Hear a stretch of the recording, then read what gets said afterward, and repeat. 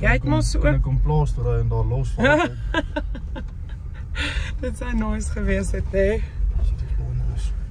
Laat die skermpie, dat laat het so 'n bietjie meer modern voel. Maar jy het mos ook al 'n cruiser gehad. Ja, ek het die 76 series gehad, maar was nie naaste my so cool gekiet soos die een. Wat het jy op daai een gehad? Hy het net bumpers gehad en lugsakke. Maar nie naaste my so lekker suspensie nie. Ook nie sulke monster wiele nie. Dis maar trek lekker. Ek glo hier is 'n nuwe stuurwiel. Dit is die Prado stuur. Ja.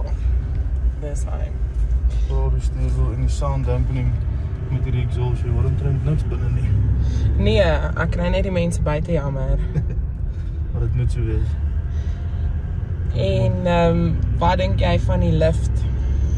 Ek dink dit is ongelooflik om hierdie size wiele buite sit, moet hy bietjie gelig wees, maar mense sal dink as hy so hoog gelig is, moet hy bietjie harder ry, maar drygerief is ongelooflik oor die hobbels.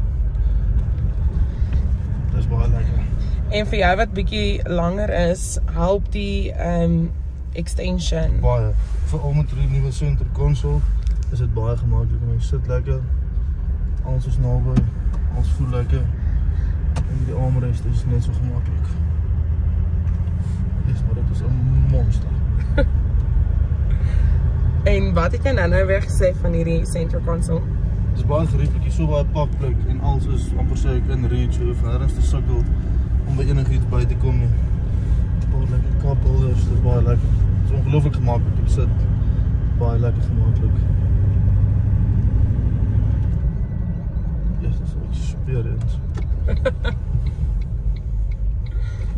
Ons voel een beetje hier in die bult uit.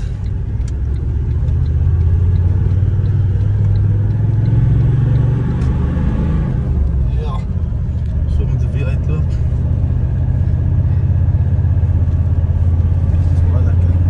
Hoorie, ons het ook mos op jou bakkie die sienligte gesit en die het ook die sienligte. Wat dink jy van hulle? Dit is ongelooflike spotlights. Ek het so 2-3 weke terug gaan jag en ons het in die aand bitterver gery en ek moet sê dit is ongelooflike spotlights. Hulle lig dubbel so ver soos my voriges en ek sê dit nie net nie, dit is ongelooflike spotlights. Dit is lekker wees om te sien wat hierdie 9 inches doen.